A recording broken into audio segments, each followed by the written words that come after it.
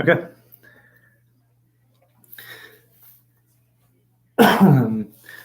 So, cool. Waiting for Instagram to be the livest, the most live. Currently, I'm on TikTok, Instagram, and YouTube. So we'll see how many people are able to hopefully benefit from this. So, got my notes here. Today, we're going to talk about your eyes. I don't know if you can tell. I woke up at 3:30 this morning. My wife was like boxing or something, so she punched my back a couple of times, not violently, just like moving pillows and stuff, and I just couldn't fall back asleep. So I was up at 3:30, so you might see my eyes are a little bit funny today. But we're going to talk about your eyes in terms of concussion, in terms of kind of overall neurological, overall brain health. So why your eyes are so important. And we're also going to talk about, because on TikTok in particular, but also on Instagram, I've got people who I'll post a little blurb of like, I've got an Optic Kinetic strip, which is a little red and white stripe. Bring some of my tools over here. So I've got an Optic Kinetic strip. I've got people mad at me about this as if I use this in isolation. I've got people mad about the convergence rule as if I use that in isolation. And so I kind of want to bring it all together to talk about how, to talk about how a functional exam builds upon a standard of care exam. It's not one or the other. It's not this tool versus that tool. It's using the standard and then building on that. And so we'll talk about that. So basically, why are we talking about the eyes in concussion? We're talking about the eyes in brain health, and concussion being a subset of brain health, because your eyes are a literal extension of your brain. Your eyes are literally an extension of your brain. And because of that, they're a figurative window into the brain and into neurological function. We know that more than 50% of the known pathways, like more than 50% of your brain, is devoted to vision and eye movements. So if we've got a problem out here in your vision or your eye movements, we can trace it pretty well back to some region of your brain and leverage that for rehab. So basically what I've got some notes here, specific abnormalities kind of outside will tell us about kind of what and where when we're looking at what's going on in the brain.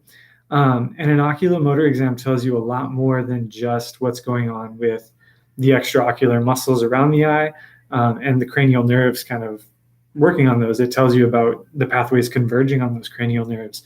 And the direction of the eyes tells you what's happening in a particular direction, tells you about what's going on in different areas of the brain. So how does the brain hold so many visual pathways? When you're looking at just the ability to recognize patterns, to recognize shapes, to recognize that the sweater is black, that the wall is blue, that the poster is red, that vision travels to the occipital lobe and then spreads to the parietal and temporal lobes. So you already got 3 lobes of your brain involved in just seeing color and just seeing shapes. When you're looking at ocular motor movements, when you're looking at how your eyes move side to side, how they jump from targets, that involves your frontal lobes, your parietal lobes, your cerebellum, your midbrain, your pons, your vestibular system. It involves all these different networks in the brain. And so that's kind of why examining your brain is so important, or examining your eyes is so important in examining your brain. Pardon me, I did wake up at 3:30. So jumping into that, like, what are the exams we use in concussion? The exams we use in concussion, again, TikTok has been particularly hard on me about this, because I guess looking at a video in isolation, people assume that I don't use other tools. They assume that all I do in practice is what that one video shows. So we're going to talk about functional neurology versus standard of care, and how functional neurology just kind of builds on the standard of care. So why we're evaluating the eyes in concussion is that we know that across TBI in general, so mild, moderate, and severe TBI, more than 90% of people are going to have an oculomotor dysfunction. And within concussion, it's about 70% of people or more are going to have an oculomotor dysfunction, particularly in saccades, so in fast jumping eye movements. So if I was going to jump from this finger to this finger, just moving my eyes, that fast movement is a saccade. There's problems with saccades, there's problems with convergence, there's problems with accommodation.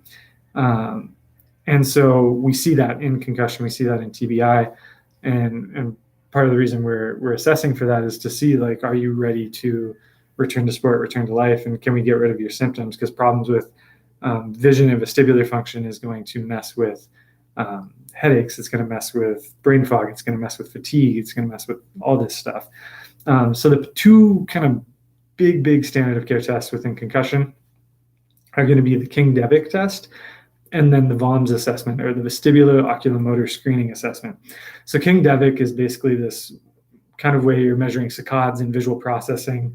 And it's basically you're reading numbers back and forth. So they're kind of zigzagged across the page, and they're staggered at different lengths, and there's kind of different densities of numbers. And so you're just like 1, 3, 4, 6, whatever. And you're doing it as fast as you can. And what we see is from when we're doing baseline assessments in athletes, from baseline post-concussion, we'll see that the time it takes you to read that King-Devick sheet drops by about 7 seconds. And so for most people, if you're 14 or older, it shouldn't take you longer than a minute, and you probably shouldn't make more than like one mistake. But when you're jumping back and forth between these numbers, after a concussion, you drop by about 7 seconds. So King-Devick really tells us about time. And used alone, King-Devick is kind of a sideline assessment.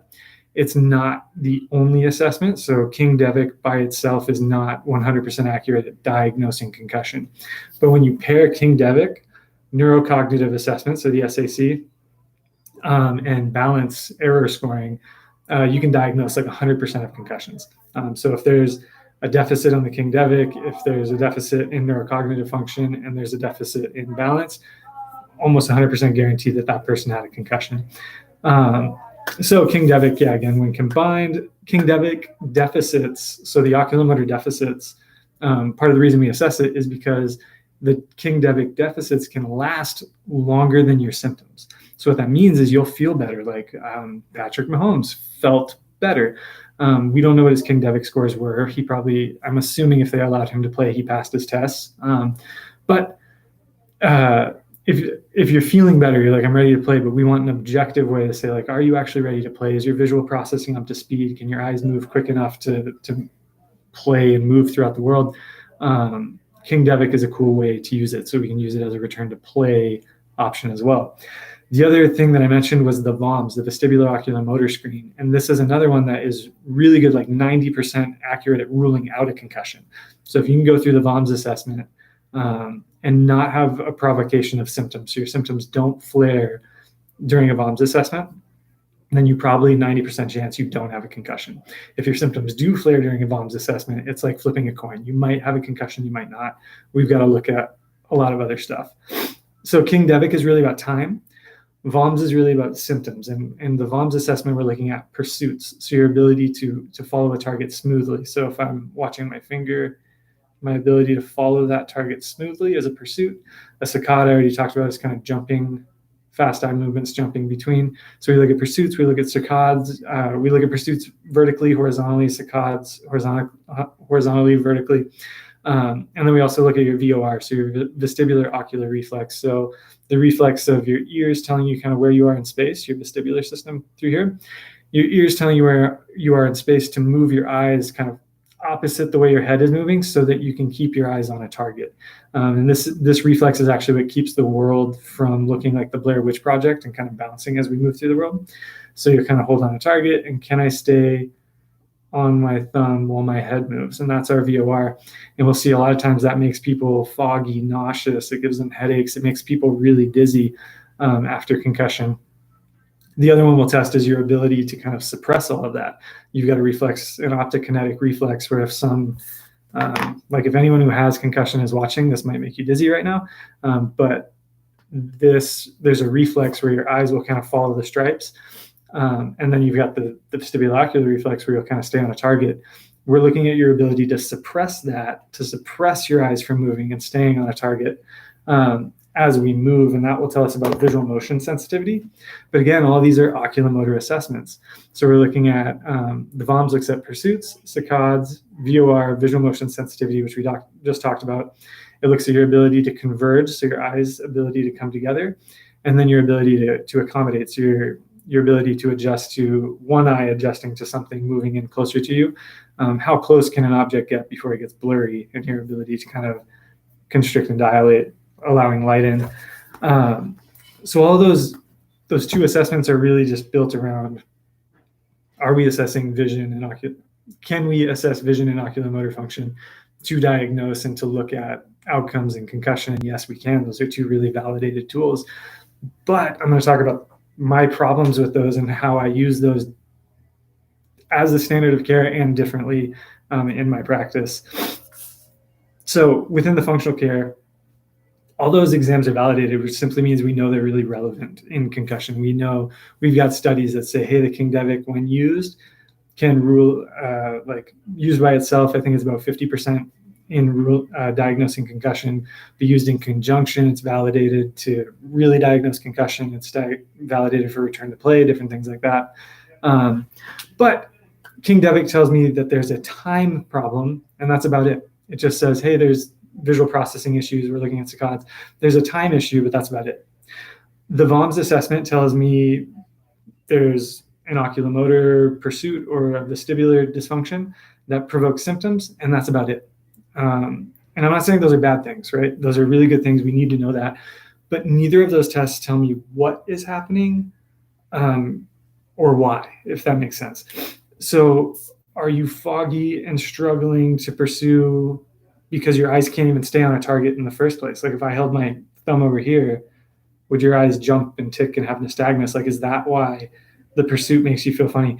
Are you foggy and struggling with pursuits because of a vestibular dysfunction? Is it actually a vestibular dysfunction, or is it because of optic kinetic contamination? Does a VOR make you nauseous going to the left or the right or both? Because we're testing bilaterally, but it doesn't, maybe you're only getting dizzy because you've got a problem rotating this way, not the other way.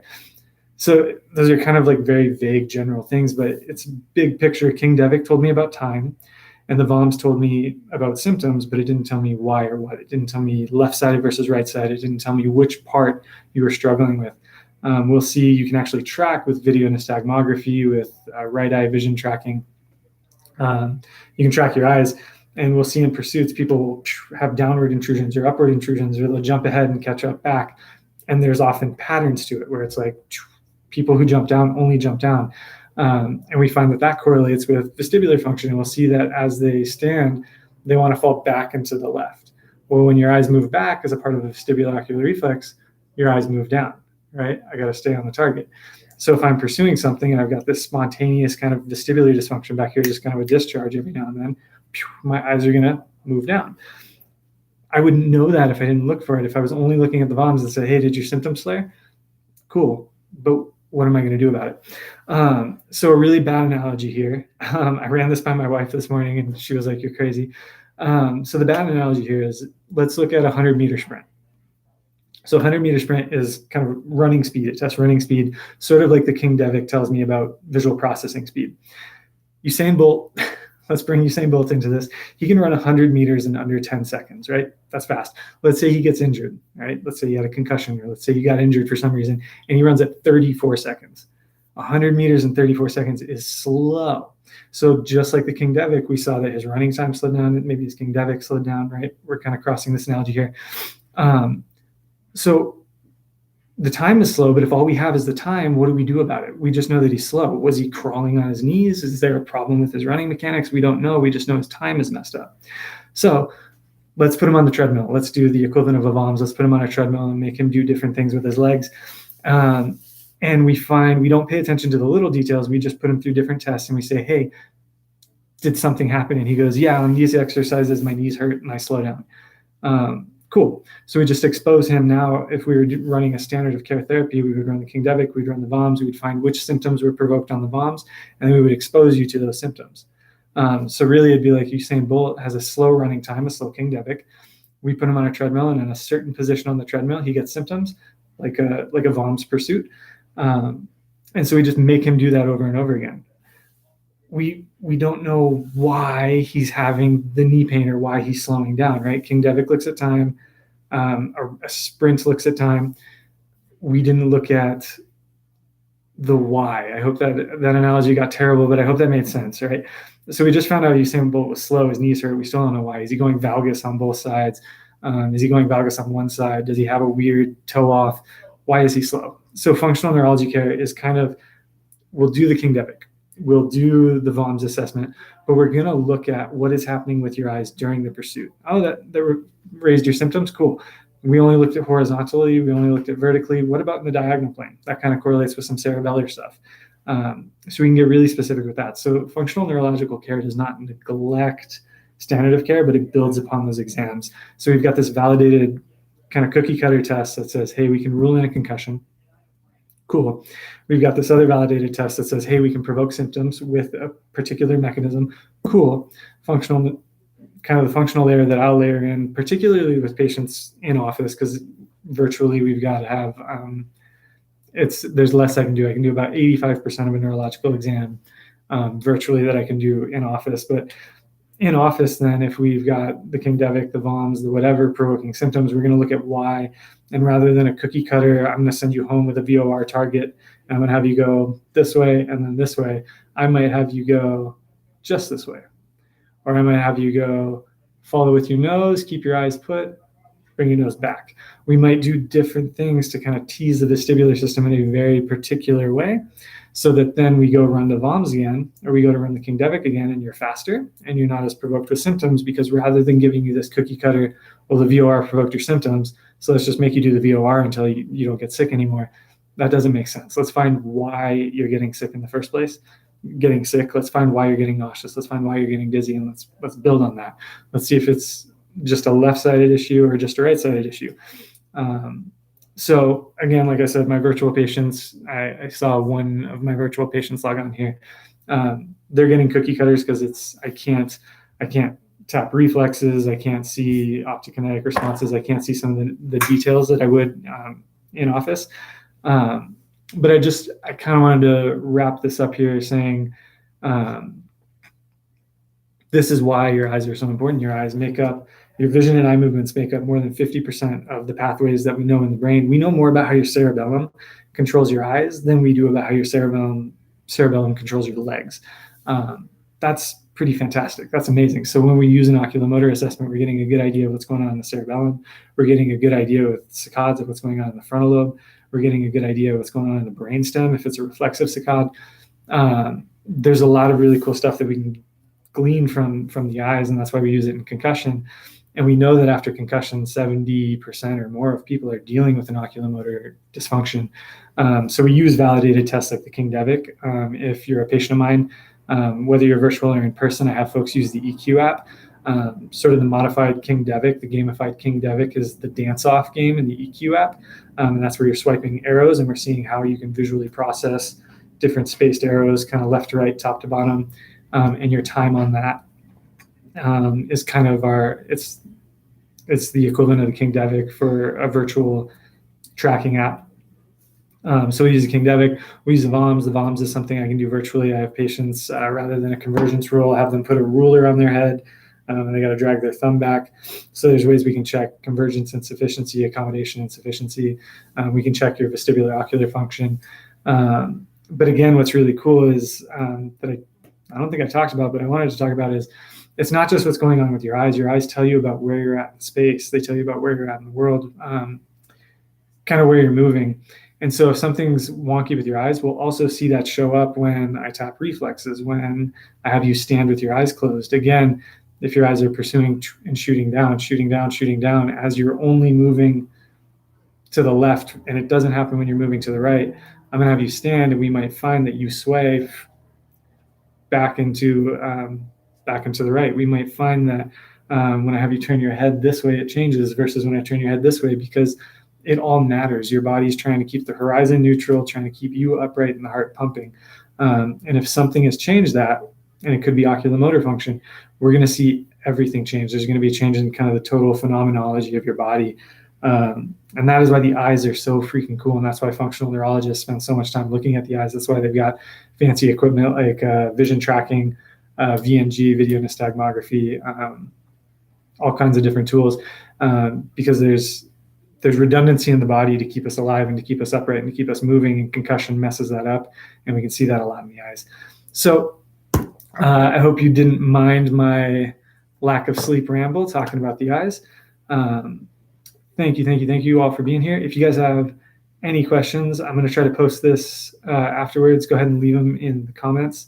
And I will see you all later. So again, I guess my theme from last week, my theme from this week, if your doctor's not running these tests, if you've never heard of a King Devick, or your doctor hasn't run a VOMS assessment on you and you've had a concussion, if they said your CT was clean, and to just wait until your symptoms go away, they're missing a huge boat here in terms of concussion care. So the eyes, really important. Have your doctor check them out. There are validated tests, and then beyond the validated tests, we can get really awesome. We can get really cool therapies, really specific therapies, specific to your exam results, not just whether the symptoms were provoked or not. So thank you for joining. I will chat with you guys in the comments and keep posting throughout the week, and see you guys here again next week for a new topic.